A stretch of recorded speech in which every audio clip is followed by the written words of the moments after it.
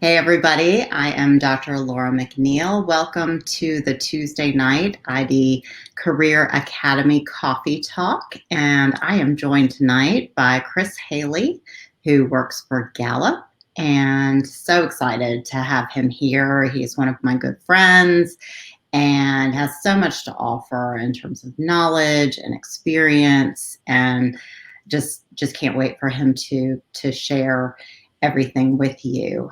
Remember to make comments. Tell me you're here. Remember to use facebook.com no, it's streamyard.com/Facebook so that I know who you are when you're posting. So go ahead, say hello.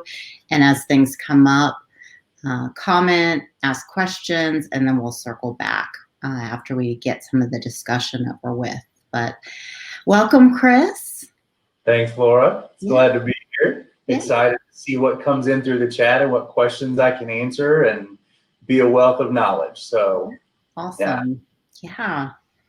So let me just give you Chris's formal bio. And Chris is the manager of the learning and design team at Gallup. He has been in the L&D field for over 20 years. I think that's a lie. Either that or you started when you were 10. It's a lie. I mean, I don't know. I was right there with you, trust me. So in that time, he's worked in all areas of learning and development, with the past 10 years solely in instructional design. He manages a team of 12 instructional designers, and half of those placed strictly in the digital world. And the other half of Chris's team are more focused on ILT, or instructor-led training, VILT, virtual instructor-led training, and then sometimes dip their toe into the digital arena. And Chris wakes up every day thinking, how can I improve someone's world? So that is awesome. I love it. And your resume is just impeccable. And I can't even go through all of this. It's just, I mean, we'll let everybody read it for themselves. But first, tell me, what is Gallup? Everybody thinks, it's polls, and I actually went to the website because I wanted to have the formal definition. And it says, we're a global analytics and advice firm that helps leaders and organizations solve their most pressing problems. So tell me how instructional design fits into that. Sure. At Gallup, everybody knows Gallup poll, like you said. So we take the advice and the analytics that we've collected through the decades of the Gallup poll, and we use that through our sciences to drive change in organizations. We do it, through our strengths-based, performance-oriented engagement, focused approach. And so all of our learning drives back to those sciences. And we use that advice and analytics to create our learning products. Okay, awesome. So you didn't start out in instructional design, and that's, I think, so true with so many of our folks. It's true for me. I was in web design and social media, and you started out as a financial advisor. I did. Started out with Fidelity as a stockbroker. Really did not even know the world of instructional design was out there. I knew that my passion was developing people and helping others to achieve greatness. But I didn't really know that there was an entire career devoted to that field. It wasn't until someone at Fidelity came to me and said, hey, you really have a knack for explaining this to other people. Why don't you look at this role? And that kind of started me off in the learning and development field, which led to ID. So there's so many different avenues within instructional design and learning and development that you can find your fit if that's your passion. Right. And where did you start out? I mean, how did you kind of get your traction, your feet wet in ID? It was probably there at Fidelity with trying to create, because if anybody is familiar with the stock market and with the training that goes along with obtaining your Series 7 and 63 licensing exams, it's not it's not something that people are like, oh, let me go study this. So trying to create a more fun, enticing, engaging way of communicating that knowledge and communicating that training material, those exams, those books and books of study material, creating a way to make that more engaging started. Not a lot of flexibility, because in the finance world, you do have very strict, compliance and everything else. You're familiar with that. So there's little flexibility, but when you do get that opportunity, you take full advantage of it. It wasn't until sort of my next career, either at Bank of America or with Brinks or even with Regions, that I was really allowed the flexibility to design things that had this wonderful impact. And I could see the change, the behavioral change, the knowledge transfer, all of those things that go along with designing coursework. Yeah. And I should mention that we work together at Regions, so Fortune 500 bank, and I will never forgive you for leaving. I mean, it's really not okay. I try not to hold grudges, but Well, I'm here, so obviously there's no grudge there. I know. I talk big, but, right.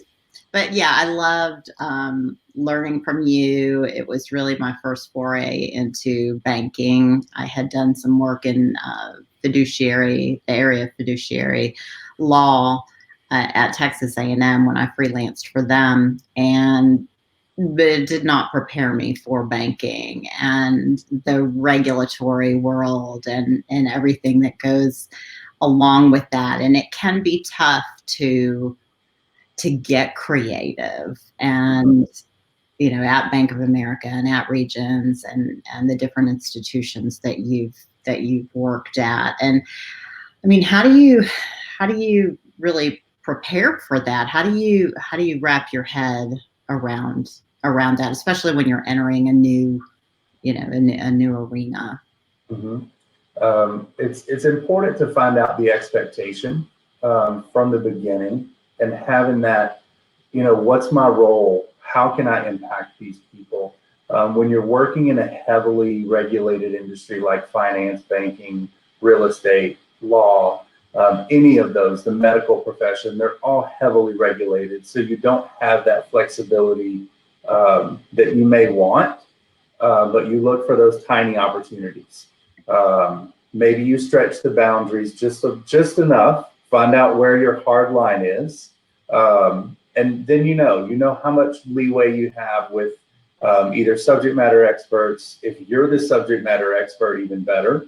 That's not always the case, and most of the time it's not going to be.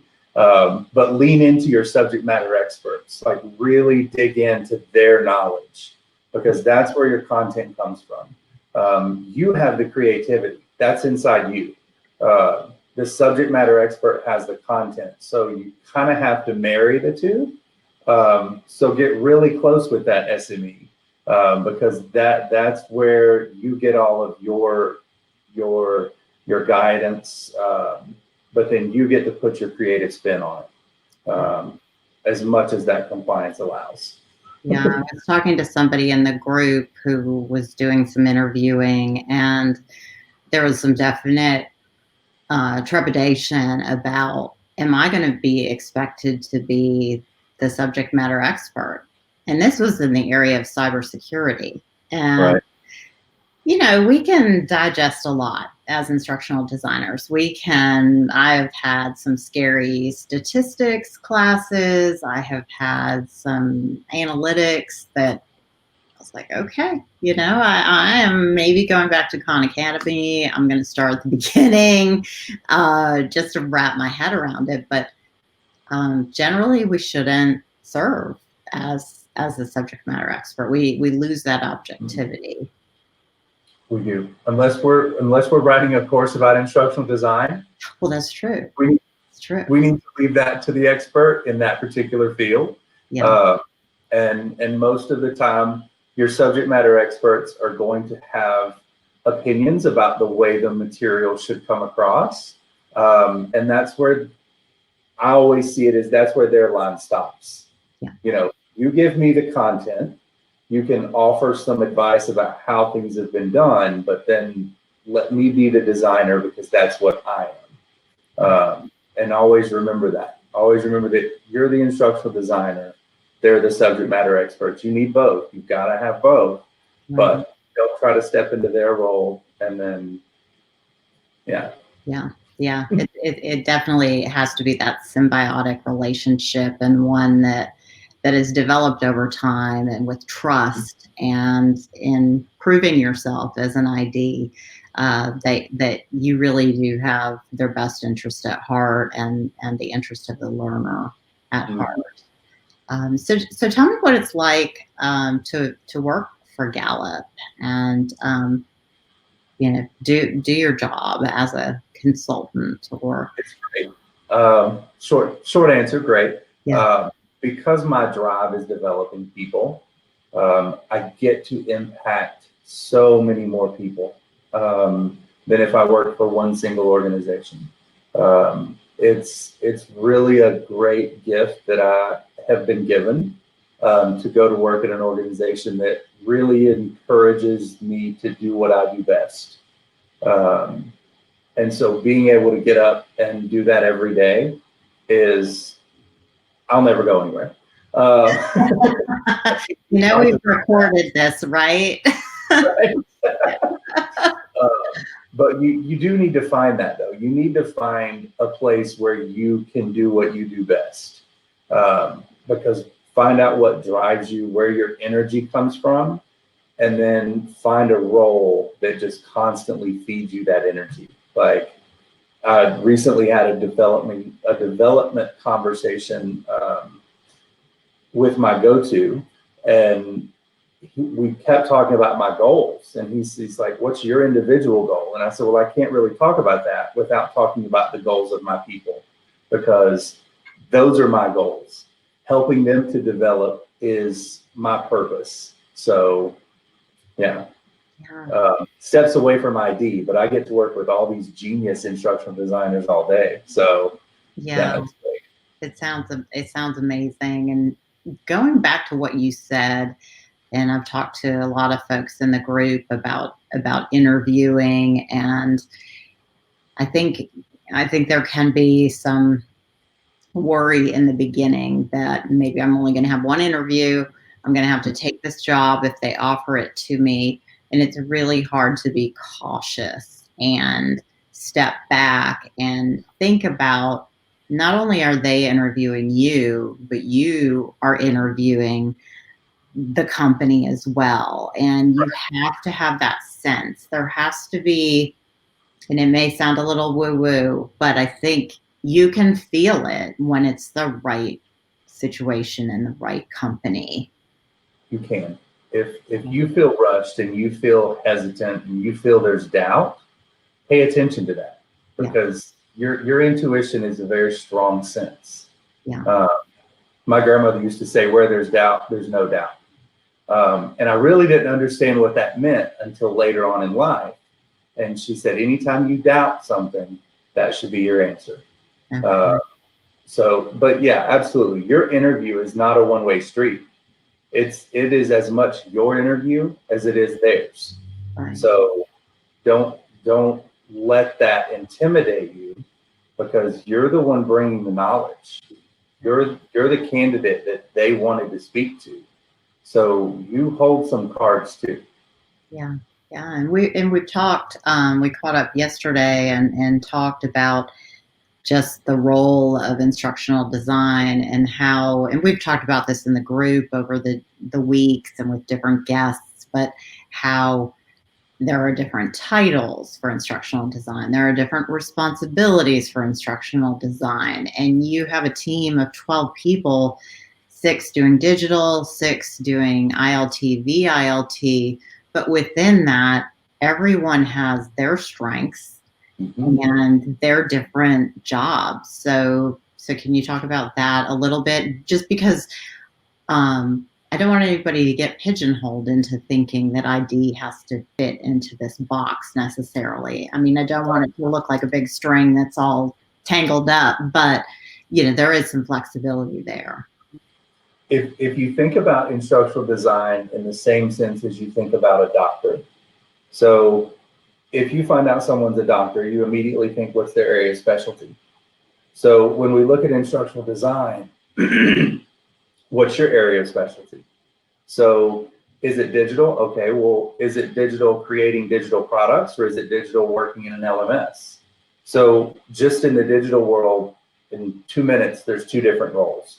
Okay, now you're in the LMS. Are you an analytics person? Do you look at the analytics of how a course performs? Do you look at the evaluations and determine, okay, we need to continue building in this area. We need to kind of pull back from this area because it's not really performing. Are you looking at like the amount of time spent on a page within a digital product? What was it that kept that person on that page longer? So now we're probably far from the design piece. We're now into the analyzing how the product performs. So there's all these different roles, and we're just talking about the digital world.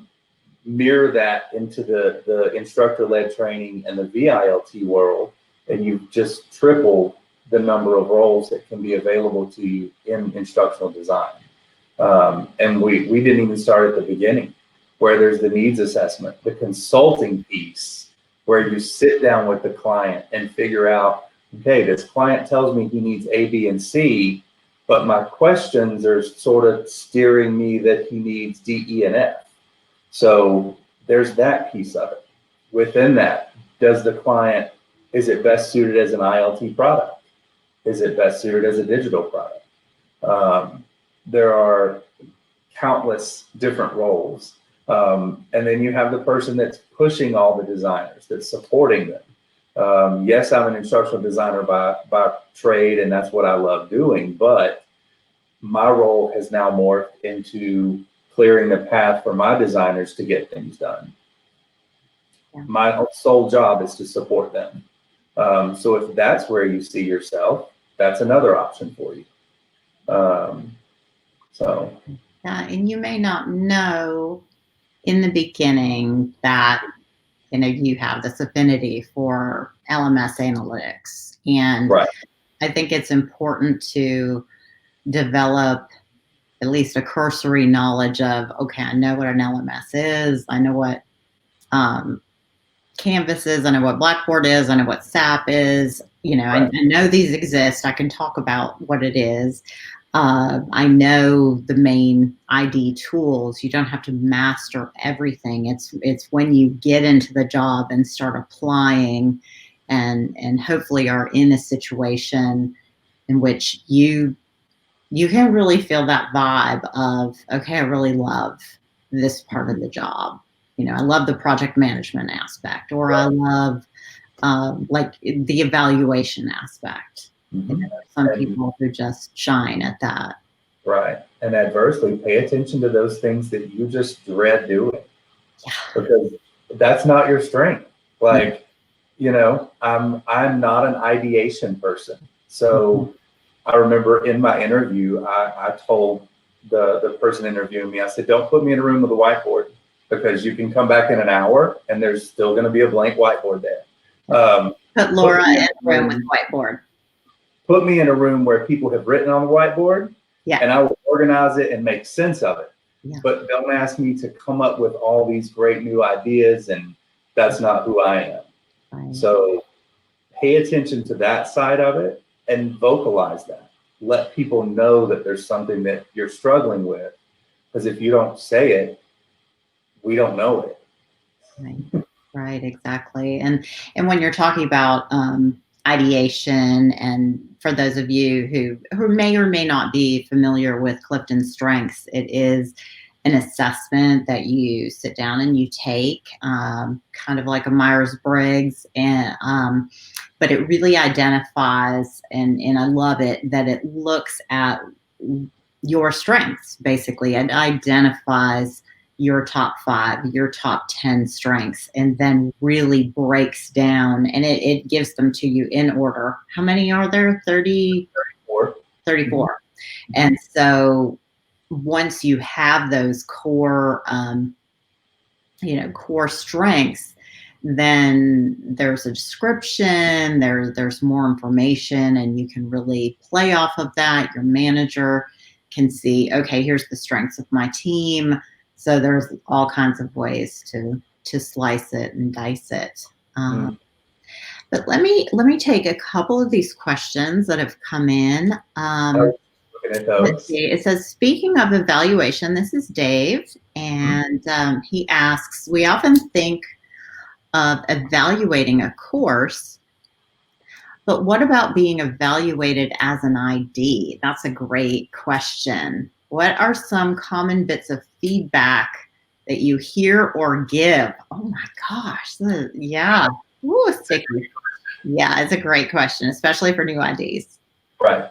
I would look initially. I would look at what the objective of the course was. Your stakeholder, your main stakeholder, 1, 2, 10, however many you have, they're going to be able to give you the best feedback as far as the objective of the course.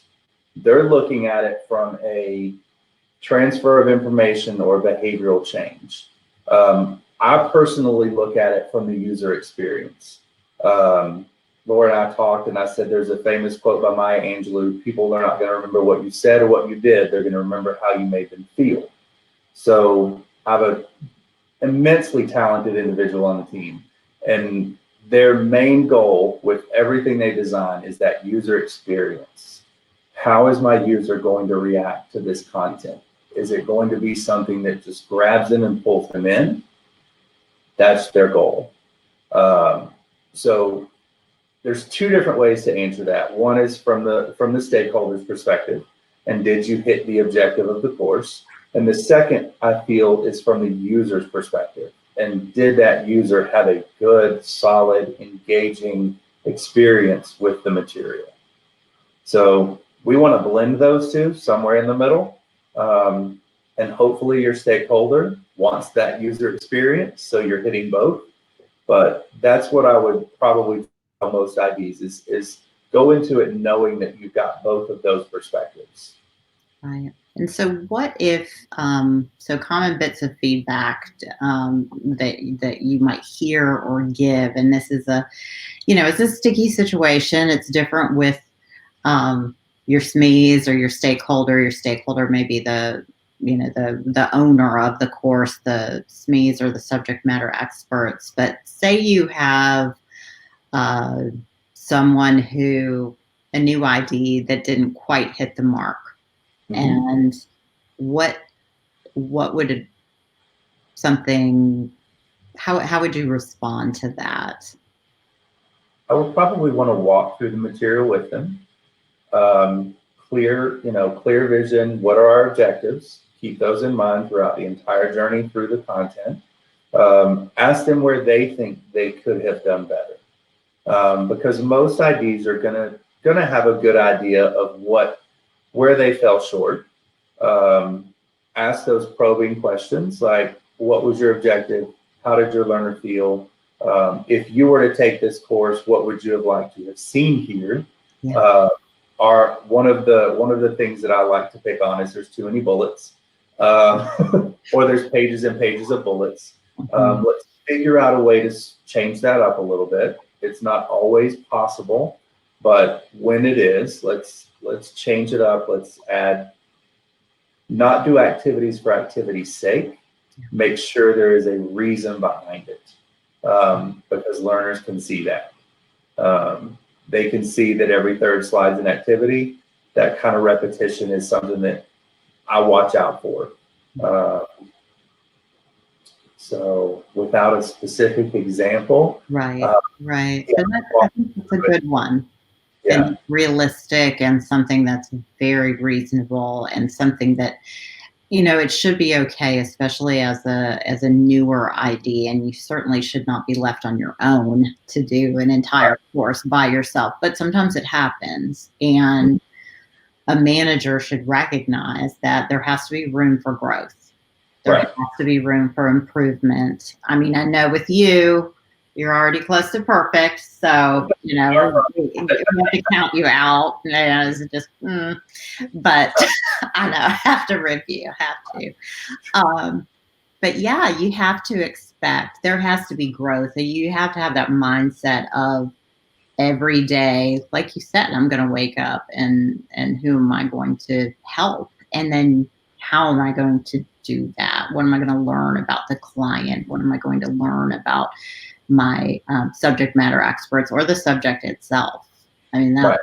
so fascinating. And the fact that you get to work with so many different clients and different subject material, that's great.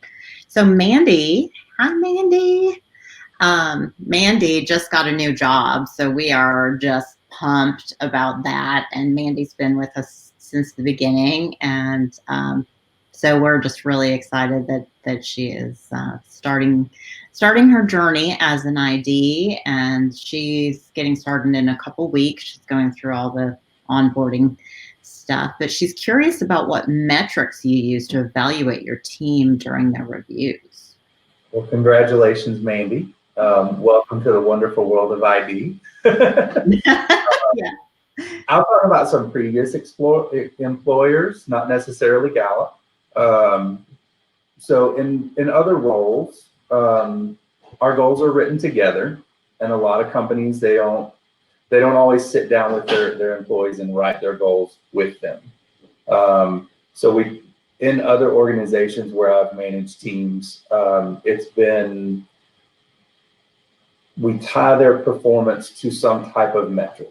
So I'm trying to think of one specific example that I can openly talk about. Anywhere that we can quantitatively measure performance is perfect. That's a number we can hit. That's a goal that I can black and white strive for. The challenge in instructional design is that's always not an option, or that's not always an option. Personally, my goals are to develop my individuals. So if you were to look at a course, let's say you're writing a course, your goal is to get X number of, on the evaluation, you want a certain score on your evaluation. So that's one type of measurement that we can actually solidify. There's a black and white. So you wanted an 85 by all your participants. So that's one way to measure. Mine are a little bit gray, again, because I'm developing other individuals. But if they hit their goals, then I've hit mine. Because my job is to help them hit their goals. Some goals center around the number of hours that you put in, or fewer hours. I've had employees that would put in 22, 23, 2,500 hours a year, and their goal was 1,900. So I'm like, you really went over. I'm going to need you to back it down next year, because then that gets into their well-being. If your goal is to hit 1,900 and you come up at the end of the year with 2,500, you didn't manage your time very well. So previous employer. So there's things like that you can solidly measure. How a course performs. If that's a measurement that you can tie to something, some product that you've produced. There's a lot of other variables if you're selling a course, because you're not always responsible for the sales piece. So that's not a good goal, because you're not directly influencing that. Yeah. I think, yeah, you start with those objectives as well. Yeah. And you look at, okay, what's the gap and how do we bridge that gap and have our learners learned how to do X? Can they discuss Y?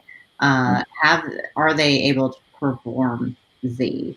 You know, all of those things, if you can tie it back to the objectives and what the learners get out of it, I think that's super meaningful as well.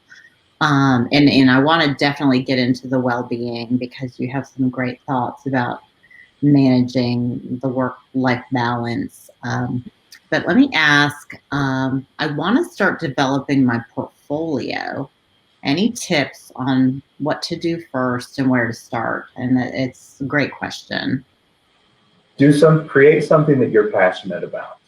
if you don't have a project that someone has brought to you, create your own. Create a learning course. I'm fanatic about Jeeps. Laura knows this. That's right. Yes. If I were creating a brand new portfolio, I would create an instructional design. I would create a course around first buying the right Jeep for you, and then how to off-road in your Jeep. Obviously, how to fix your Jeep because you're going to break it. So create something that you're passionate about.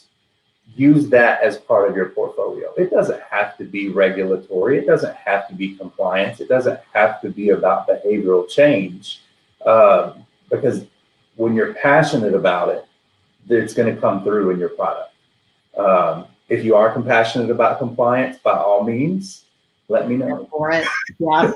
Yep. And the great thing about being passionate about it, just like you are, with your Jeep, and your Jeep better behave, because it's been in the shop for 30 days, resting and taking it easy and having a spa day or whatever Jeeps do when they're, have time off. Right. But if you're passionate about it, then you're able to talk about it from your heart. And again, it may sound woo-woo, but that will come through to a manager that you know what you're talking about. And it may be cooking. It may be fixing things in your house. And that's okay. You can do hard skills and soft skills, meaning you can do something on emotional intelligence if that really speaks to you. You can do something on listening skills.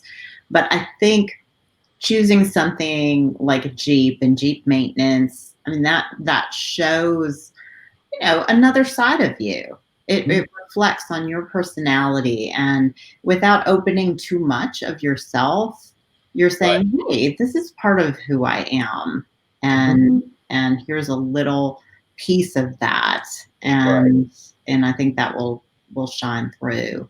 But I think definitely, start small as well. You don't have to have 20,000 pieces in your portfolio. Right. Managers are busy. And for you, as a hiring manager, as somebody who could potentially hire a new member of your team, I mean, really, how much time do you have to devote to looking at a portfolio, Chris? Right. I can't look at 10 pieces because I might have 3 to 5 candidates. That's 50 pieces of content that I have to look at. If all 5 of them brought me 10 pieces, I'm probably going to look at 2 or 3. The subject to me is not as important as how did you make me feel through that experience? Did you make me feel like that's something I want to go out and learn more about? And that's why I say pick something you're passionate about, even if it's raising children, if it's well-being, if it's learning a new skill. Just pick something that you are the subject matter expert, because it's going to be so much easier to build that portfolio if you already know all the facts. Right. And then you can build off of that and do an infographic, or you can do a job aid and play off of all of those things. But I think if you have a couple core pieces that are really your cornerstones of your courses, maybe in Articulate and Rise, something in Captivate, and then you can spin off from there and have the supporting pieces. But you definitely need to anchor with a couple of substantial pieces. And I don't mean 50 slides necessarily. Just show me what you can do, though. Yeah, exactly. And you can do that in 3 slides, or you can do it in 12. Right. Yeah. Let me see. And I'm going to go back to the beginning. So Dave asks, any tips for a new ID in that scenario? Working with the SME and letting them know you're the designer. So roles and responsibilities, we love it. Love roles and responsibilities. That is a very touchy conversation with some.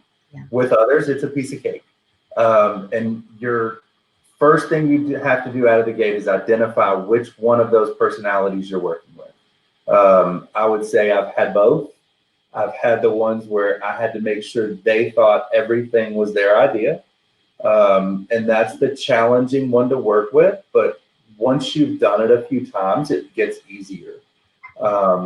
If you're working with a brand new SME that's never worked with you before, walk them through some of your products. Show them what you can do, what you've done with other things in the past, if it's an option, because you're building your brand with that subject matter expert. Chances are they were handed to you as the SME, but they know their world, and you have to show them that you know yours. A couple of wins with that individual, and you'll start to get the reputation, if you work for one organization, that you're the designer and that's what you're there for. I've also had the conversation of, I don't go to my veterinarian when I need my car worked on. I go to the mechanic. So you're coming to me to design your course material. Let me show you what I can do. Sometimes it's easy, sometimes it's a challenge, but those are the kind of the two personality types that I can pretty much group everyone into when it comes to subject matter experts. And I think we all have the urge as IDs or e-learning developers and designers to just go ahead and let's jump in and let's just fix it right now. Oh, I can do that. I can whip up this course. How important is pausing and listening to your subject matter expert, your stakeholders in the beginning and throughout the whole thing, but really in the beginning? Right. Listening to them to hear what they think they want is key. Like, we can jump ahead. Like, most people operate in level 1 listening. We listen to respond. We need to get out of that stage in that first conversation. If you're doing most of the talking in that discovery session, we're not being successful. You need to allow your stakeholder, your subject matter expert, to pretty much tell you everything they want.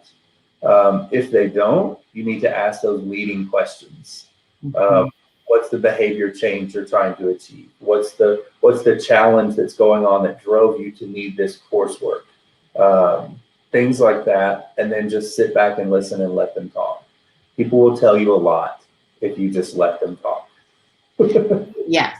I mean, it's Dave and I were talking about this, and somebody had brought it up. I think Michelle Suzar, who was a guest back in November, maybe December, but she said the person that talks the most falls in love first. And I love that. I love it so much. And all you have to do is sit back and listen. And I mean, that's not all you have to do, but that's a lot of what you do. And the beauty is you don't necessarily have to have all the answers right then. Right. You can go back, take time, contemplate, come back with a plan to wow them. Yes. You don't have to immediately on the spot say, I know, this is exactly what we're going to do, and I'm going to do it in 5 minutes. And that's part of who I am. I have to process everything. Yeah. And I even have opened up conversations with that. I'm like, we're not going to have a resolution today because it sets the expectation. I think it makes it, for me, a little more relaxing that my stakeholder, my SME, knows that I'm not going to have ideas right off the bat. I'm going to process. I'm going to take time. I'm probably going to go do something completely unrelated so that everything can filter through.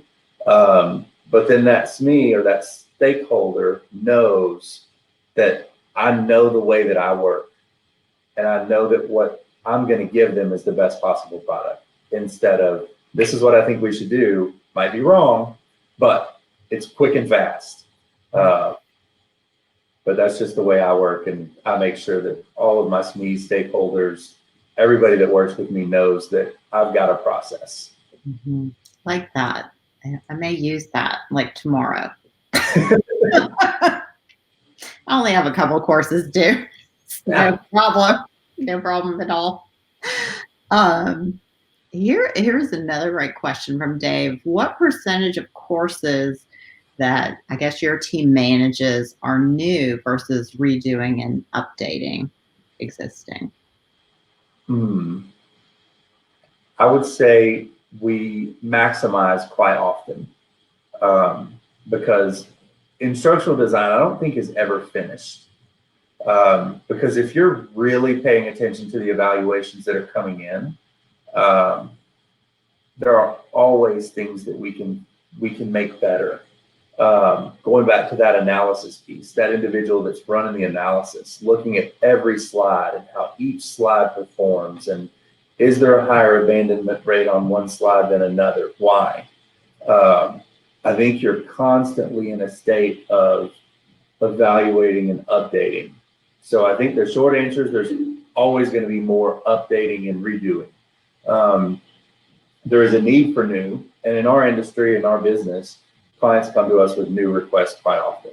So I don't know that I would count those, because those are like client specific. So, but I think we probably look at our own material more as a maximization opportunity than we would let's create something brand new.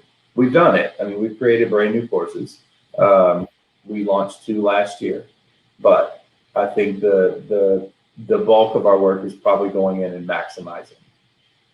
And I think you find your comfort level with doing new courses or working on existing courses and finessing them and polishing them. We have, as you know, quite a few people at Regions who, their gig is to do maintenance of these existing courses, bring them, you know, polish them, update them, make them look better. They're more interactive, they're more engaging, and hopefully based on the research that we've done and some kind of evaluation that we've gotten back. So you don't. There are some people, I think, at our former organization, my current organization, that really don't like new courses. Right. Now, for me, I love it. I mean, like, bring it on. This is my thing. This is my whiteboard. I love the new course. I love it. So that's definitely, I love the possibilities and putting up crazy ideas, and some of those whiteboards are scary when we get done. So scary.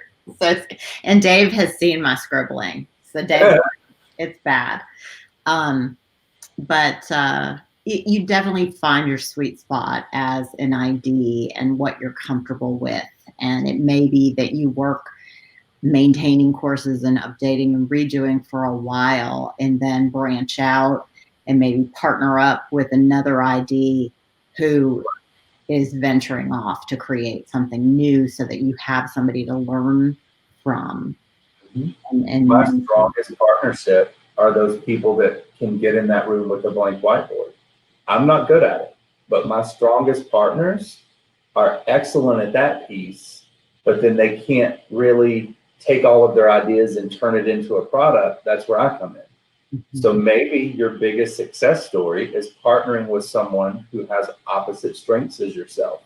Because I love to take courses apart, figure out why they work, and start, like, put them in a blender and come up with a new product. To me, that's a new product, not the same perspective as Laura's new product, brand new off the shelf. So, like our cybersecurity course that we worked on together at Regions. Yeah. I excel in taking something that is acceptable and making it exceptional. And the feedback is amazing, just with what we consider to be, okay, this is baseline acceptable. We've got a crazy timeline. We're doing what we can and piecing it back together. And they're like, oh my gosh, it's the best thing ever. And we're like, we can still make an interaction on that slide, and it could be better. And that font needs to be just 13 point, not 14. Right. I mean, you can, definitely take it. You have to pace yourself. You have to work within the timeline. So here's another great question. What are some big projects you're working on now, or that you've finished in the last few months? And this is like a pinky swear. What happens on the call, stays on the call. This is one of those I know things you that talk I about a lot of this stuff. I'll say my biggest project is developing my people. That is That is so safe. That's yeah, good. that's a very safe one. I'll take you back to one of my previous employers, was a leadership development program. It's one that I was the most proud of because it impacted all of our managers, which impacts our frontline contributors. So that is probably the project that I'm the most proud of. It wasn't with my current employer, because I can't talk about those. What happens in Fight Club stays in Fight Club. But yes, the leadership development project, and it's because of the impact that it had on so many more people. It wasn't the project itself. It was how it was going to change our organization. Mhm. And that course that you're speaking of, I've had the pleasure of working on it recently, and it's still alive and well and has morphed, not a lot. We've just, of course, translated it to VILT, but that course goes out to 5,000 people managers at the bank, if not more. I lose track of how many thousands, but a lot. So it is really powerful to think that your work is influencing the leadership of an organization, and that your job is really to get those managers to think about their people, to think about their team, and like you're doing, how can I develop my team? Right. That's just crucial for the happiness, for the health of the organization, for the health of the people. And yeah, so speaking of, yeah, go ahead. As an ID, that's your goal. How do I develop my learner? Mhm. That should be on the forefront. How am I going to either create this behavior change, transfer this knowledge, and you're developing people every day with your products. Yeah. I mean, and I was telling you, I'm so nerdy, but my 15-year-old and I were talking about courses on a Friday afternoon in the car, and he was just baffled why people put kind of decorations in courses or dancing bears, and yeah, if it doesn't support the learning, it Right. doesn't need to be in there. Mm-hmm. Absolutely not. And yeah, it was a great discussion. I'm such a proud mama that he understands instructional design principles. It's really great. But yeah, you really, and this is a 15-year-old recognizing that, and we talked about learning has to be meaningful. You have to be able to apply it. Mm-hmm. It has to further you as a student, as an adult worker. Um, yeah, it has to have that impact on your life, and that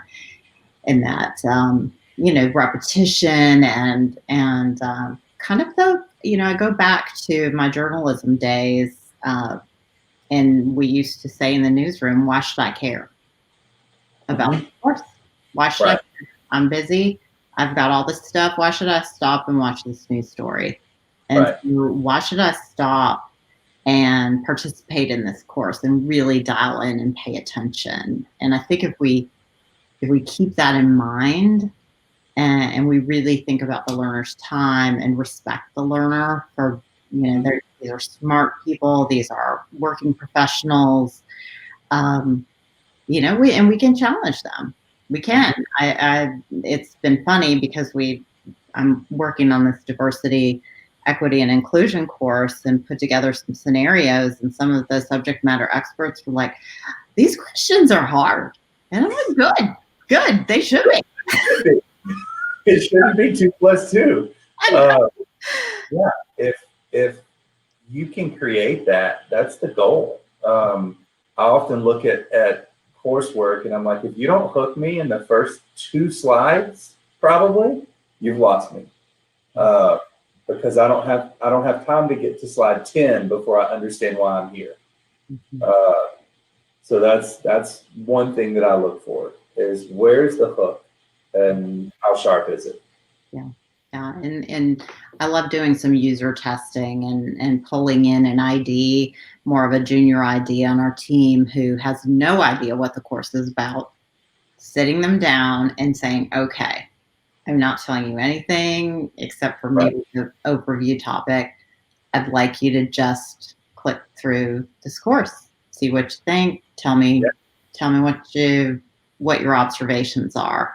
And it's been really fun and really saved some time as we're, getting, if there's a glitch, if there's a mistake, Right. or something that they notice. I mean, that's just beneficial to us as the designer. And I didn't even realize it's 6:50, and I don't know where the time has gone. um, so I wanted you to, um, talk about balancing family and your time. And then I also wanted you to talk about, your takeaways, because I mean, there's all these things that I want you to talk about. So you're going to have to come back. So talk more. I'm always going to come back if you ask me to. Thank you. Well-being is important, though. I am hugely. That's one of the things I bark about all the time with my team is well-being, because I need them at their best so that they can give me their best. Um, if you work from home, I've worked remotely for almost 15 years. Dedicate space as an office and be able to close the door. Because if you don't, you're going to work a lot. If you work in your relaxation space, then those two worlds get gray. So make sure there's dedicated space. I think that's so wise. It really, when I read that, and you did me the favor of giving me some of your answers. So I was like, oh, that's so smart. I love this. And it is easy to blur those lines. It really, it's so easy. So I think that's a good reminder that we have to separate, especially when we're spending so much time at home. Yes. And another thing I would say is be your own cheerleader. Yes. It's one thing that I struggle with. I don't always self-promote because I think I'm doing my job, I'm good. But there are times when you need to be your own cheerleader for your leadership team. You need to say, look what I've done. Because it's not that they don't recognize it. They just may not see that accomplishment. So definitely great takeaway. And some of the other things that you jotted down were ask questions. make them good questions, though. People know when you're asking questions just to fill the air. Yeah. And they know when you're asking questions that actually drive to a point. So make sure they're good, solid questions. All the ones that we've had tonight are very good questions. You also said just like two other things. So partner with people who make you stronger. Steel sharpens steel. Right. Always. If there are people in your world that don't really promote you, don't benefit you, don't cut them out. Just limit the exposure that you have to them.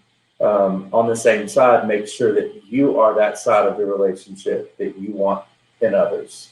So try to help others develop because that's going to help you develop. Right. Something to learn every day.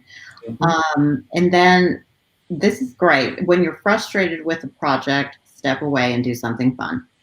Exactly. I live right by Piedmont Park in Atlanta. Many times I have stepped away from my desk. I go on like a mile walk just for clarity to get me out of this environment and sort of hit reset on the brain. It does wonders for your creativity. And that's a great point to wrap up our discussion. And you've been so generous with your time. I know you're really busy, and loved having you on the show. You have offered to connect with folks on LinkedIn, and I'll make sure that your profile is in the group. I mean, this will be recorded, so folks can watch it, anytime within the group. And yeah, so I thank you for your wisdom, for your expertise, for your insights, and I love giving that perspective of um, just what can you accomplish, what can you do with ID, and Anything you want. you're right. Anything you want, but It's endless. So many opportunities in this field. yeah, So they're really, thank you for having me, Laura. yeah. Thank you. Anyone has questions, yes, please feel free to reach out to me. I will get back with you within a day. But yeah, absolutely. I'm here as a In source. the group as well, and I can get in touch with Chris, and we can, lots of wisdom and fun stories to share as well. So if you like Jeeps, he'll respond even faster. Respond a lot faster, yeah. Yeah. Well, have a great night, everybody. Thank you for being with us, and we will see you next week. Have a good night. Bye, y'all.